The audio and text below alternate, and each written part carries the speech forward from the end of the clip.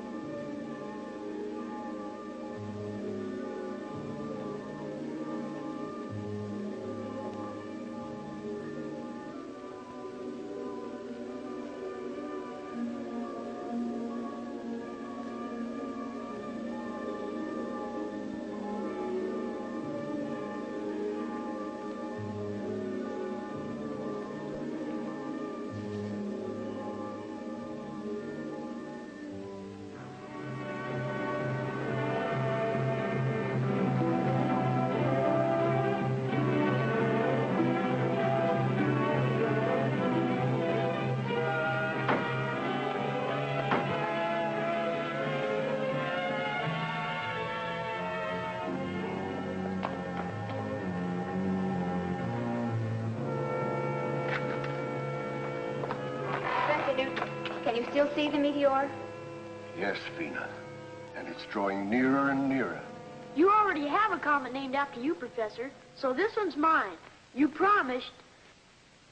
Bobby's Comet. Maybe it's as big as the world. Maybe bigger. Maybe Bobby, just now it's very small, but very menacing. In moments now, it will strike the Earth. We can watch it fall on visiograph. Let's hope it doesn't fall too close.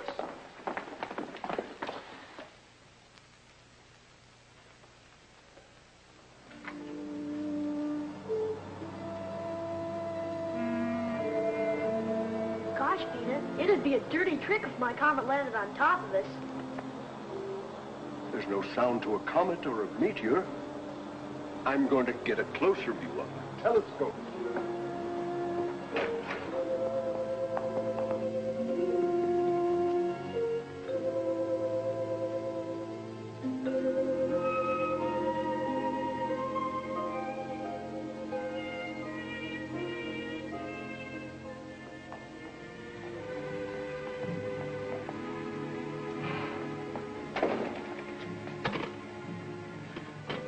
Mr. Secretary! Mr. Secretary!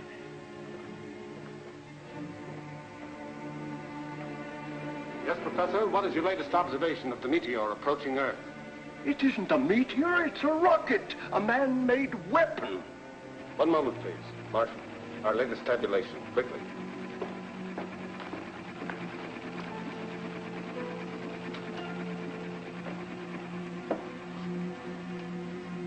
Position now. Celestial meridian, 87 degrees. Parallel, 233 degrees. Moment of contact with Earth, checked, rechecked, and is now absolute. 1510 plus 30. Professor Newton, who's shooting at us? I don't know, Bobby. No one knows.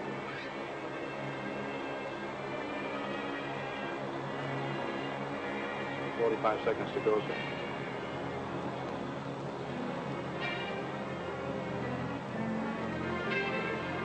20 seconds, sir. It'll crash 2 degrees, 0.5 north of here.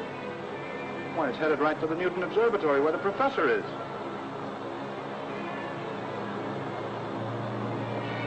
Only 7 seconds more, sir.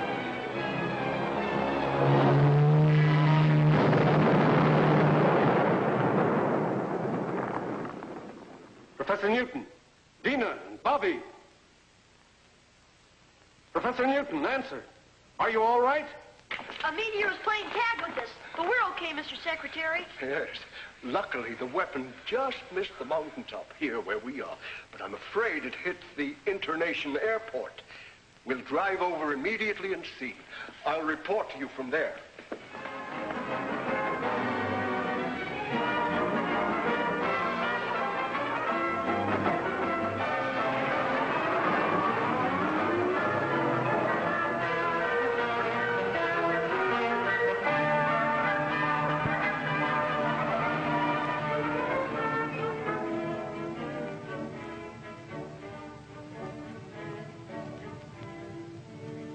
find out something about it.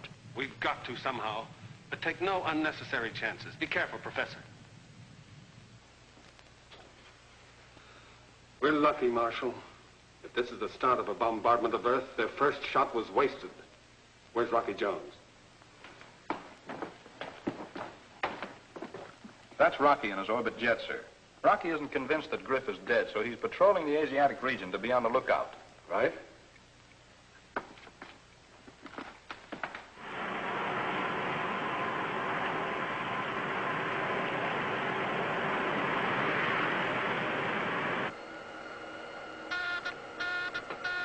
Hey, Winky. The astrophone's running over. Get on it. Office of Space Affairs to XV2. Calling Space Ranger Rocky Jones. This is the XV2 to Office of Space Affairs. This is Rocky Jones. Cancel your patrol, Rocky. Report back immediately. Yes, sir. We should make it by 0214. Over and out.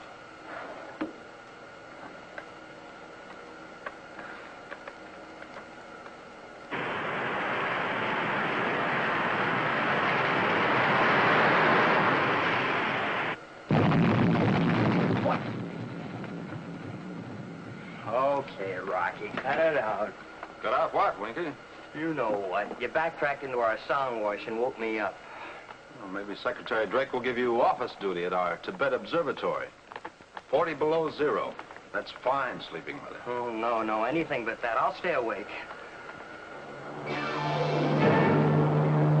What in the name of space? What is it? What was it?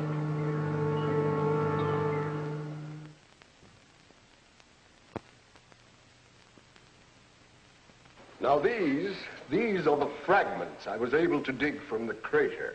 The entire missile, its shell, its mechanism, was built of this crystal-like material, which I would call a poor substitute for our alloys. Poor substitute, Professor. Well, for anything at all to remain after such an impact, I think, is remarkable, especially after the great distance it traveled. Phenomenal power, Rocky. Yes. We on Earth, with all our ego, we're far behind whoever built this missile. Well, what about atomic energy, Professor? Oh, they probably had that long before we did. Oh, Marshal, have you been able to contact our Tibet station? Haven't they answered yet? Sorry, sir, they haven't replied to my signals. I'll keep on trying. I can say this, however, that basically the power used to project their strange weapon is developed by friction. For example, rub two pieces of crystal together and intense heat and energy are generated.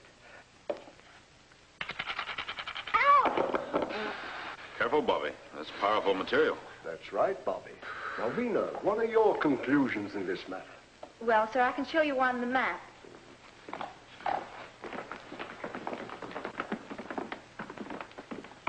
By backtracking the constant arc of the orbit, since you first saw the missile, it could only have come from here, Jupiter's moon.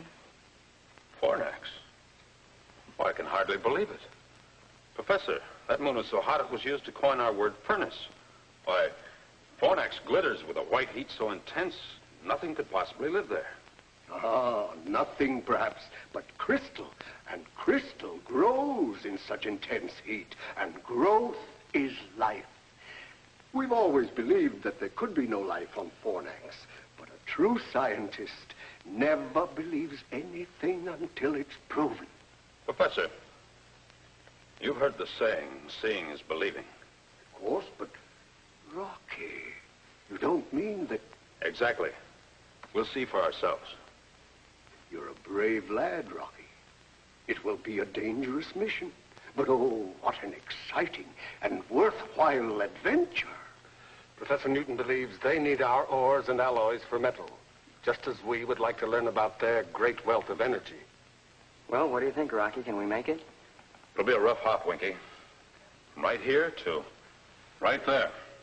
And we'll be out of the traffic area all the way. Mm-hmm. Well, where's our refueling station? Winky. Right here to right there. Oh. You mean if we're lucky? Stand by for report to headquarters. Mr. Secretary, We've made contact with the Tibet Observatory. Secretary of Space Drake asking information on missile which crashed in your area. Approximate time 1300. I saw it land, Mr. Secretary, and dispatched the Rangers stationed here to investigate. Regardless of what they find, you are to report simply that a meteor fell. I don't want the real story to leak out. What is the real story, Mr. Secretary? 2 missiles with fantastic power have been projected to Earth from Fornax. Fornax? Professor Newton is certain that the planet is rich in an energy greater than atomic. Brief your Rangers when they return. This information is not to be made public until Rocky returns from an explorative flight and we can stake a claim. Very well, sir. Now, don't interfere in this, Griff. You haven't got a chance. So Fornax is a rich prize, eh? And Rocky's going to stake a claim for Drake. Well.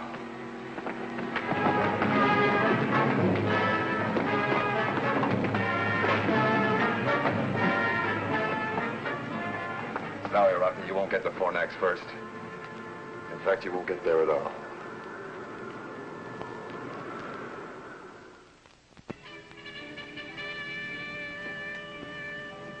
If we can blast off by 0730, planetary positions will be at the best. Rocky, I've been nailed to desk duty long enough. May I make the hop? I wish you could, Marshal, but Professor Newton must go to handle the scientific end.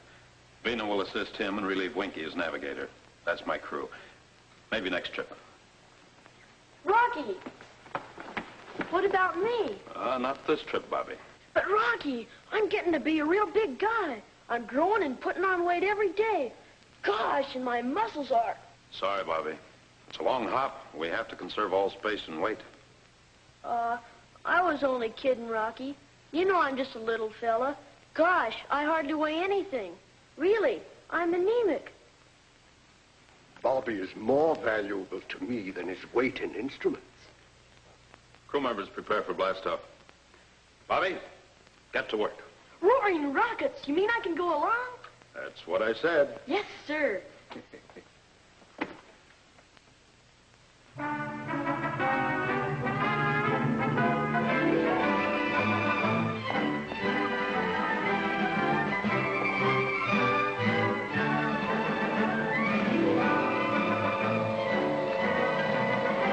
Tie it off there, boys!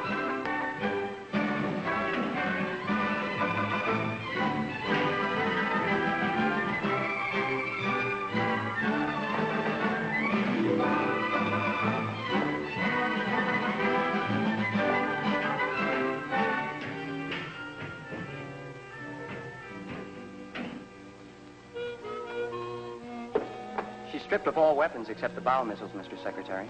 I'm sorry it had to be done. But with the full capacity load of fuel, you're still on the danger mark of a successful blastoff. Well, sir, what good are weapons? If the folks on Fornax want to fight and they have as much power as the professor says, then anything we'd have would look like so many pea shooters. Quite right, Winky. Ship ready for blastoff, sir. The ground crew is ready too, Rocky. The propulsion necessary to get you off Earth is 20 tons against a power setting of 8. The acceleration thrust will be G4.6. Shall I alert the blastoff synchronizer, sir?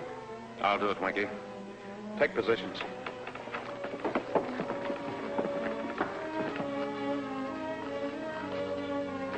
Vina. I know what you're going to say, Rocky. With an acceleration of G4.6, there will be a shock which will cause us to black out. Don't worry, Rocky. Professor Bobby and I are up to it. We'll be the best crew you've ever had. Thank you, Vina. Switch on blastoff synchronizer.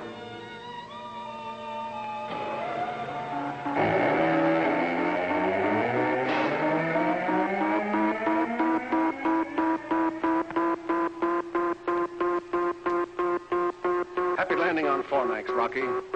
My main worries will be over when you're safely in space. You're loaded with fuel to the limit. We'll make it, sir.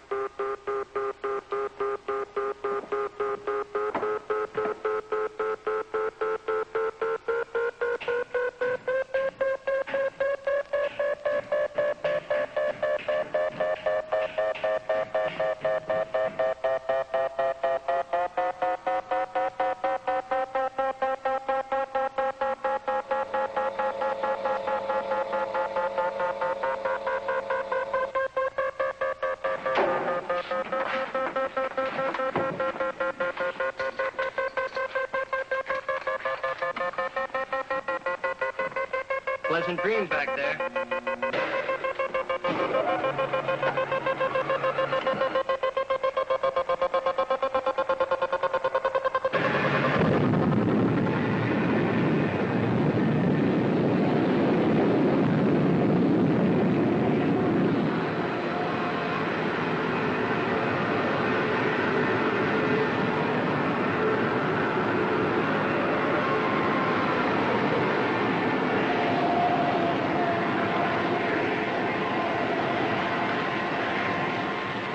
Perfect blast-off, sir. I sure hope the robot control keeps the ship on course until Rocky returns to consciousness. I'm sure it will, Marshal.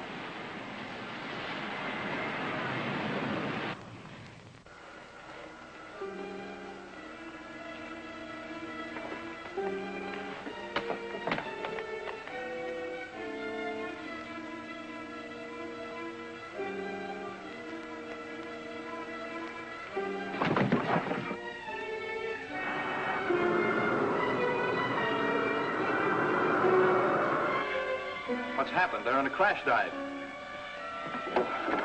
Rocky! Rocky, can you hear me? Rocky! Come in, Rocky! Rocky! Pull out of your dive!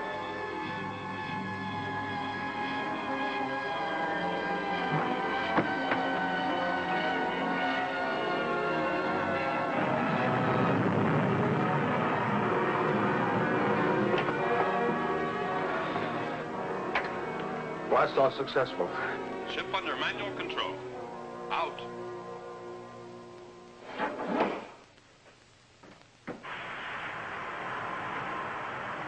Gosh, what happened? You must have come to and then blacked out again. Golly, Rocky, Go tell the crew the blast-off was super stellar.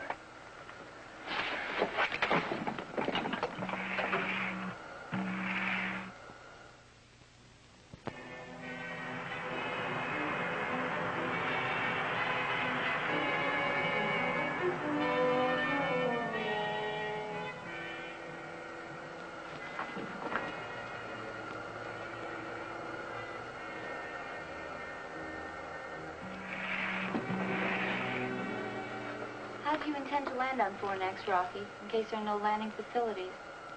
Or do we face that problem when we come to it? No, Vena.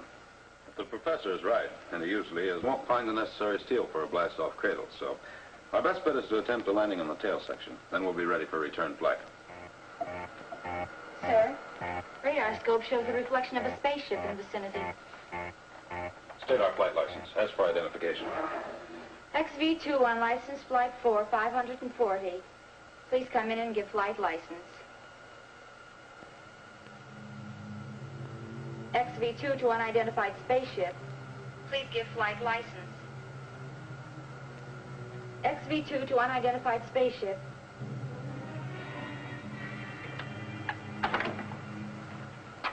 We haven't got a license, Rocky, but you'll find out who it is soon enough.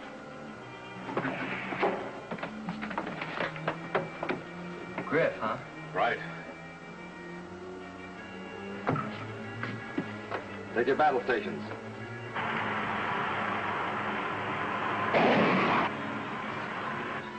Load missiles in forward tube. Okay, Rocky. But that won't much more than scratch the paint of that ship. I know. Our only chance is to climb up into the rocket wars and score a direct hit in the tubes.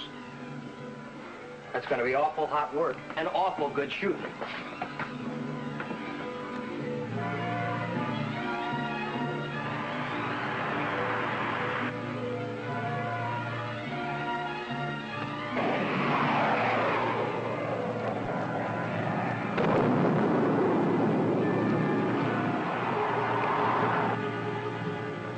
Great shooting, Rocky. Hey, Rocky, switch on the grin. Look.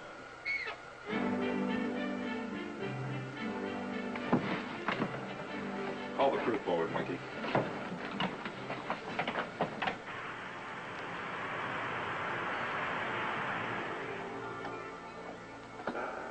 As you know, we left with just enough fuel to get us to Fornax and return. We didn't anticipate the incident while blasting off, and, well, now this brush with Griff has used our small fuel reserve. Now, we have three choices. The first, we return to Earth and refuel.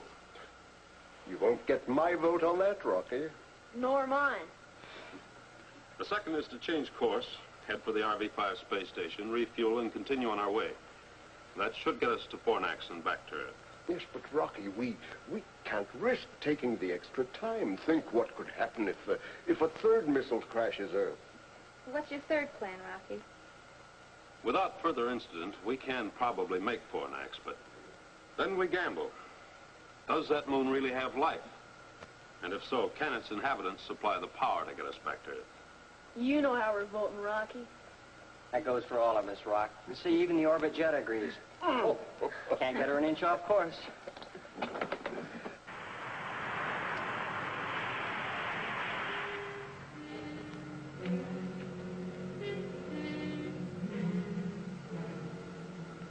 Hey, Winky, you see what I see? Well, rattle my rocket reflexes.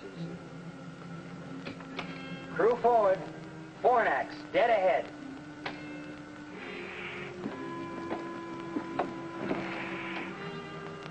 Mighty meteor. It's terrific. But sort of creepy, too.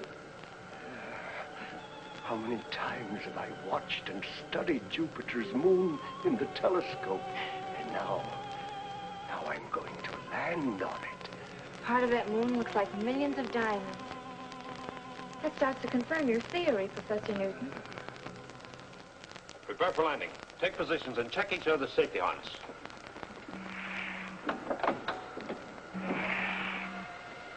These instruments must be daffy. We're accelerating at 28 miles per second. Gravitational pull's terrific on us. It's twice that on Earth. Stand by to erect and uncase gyro. Standing by, sir. Erect and stabilize. Erect and stabilize. Give me a 90-degree arrow signal in the gyro. Signal in, sir. Hang on. We're turning shift.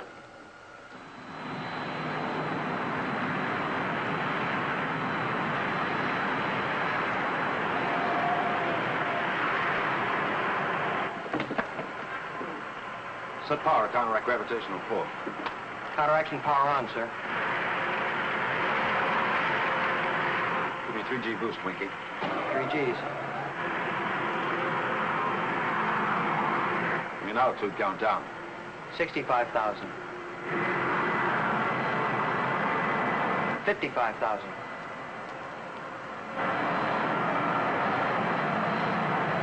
45,000. Boost power.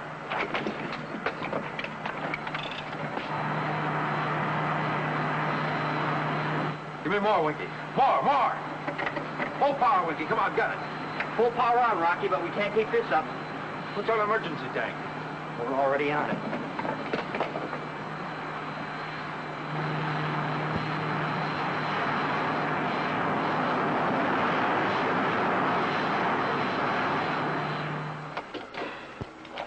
Sparkling stardust, Skipper. I never thought we'd make it. End of the line, folks. Step right up for your first look at Fornax. Now, folks, don't crowd. There's plenty of room for one and all. Amazing. This means there is life, some kind of life here. Yeah, but what kind?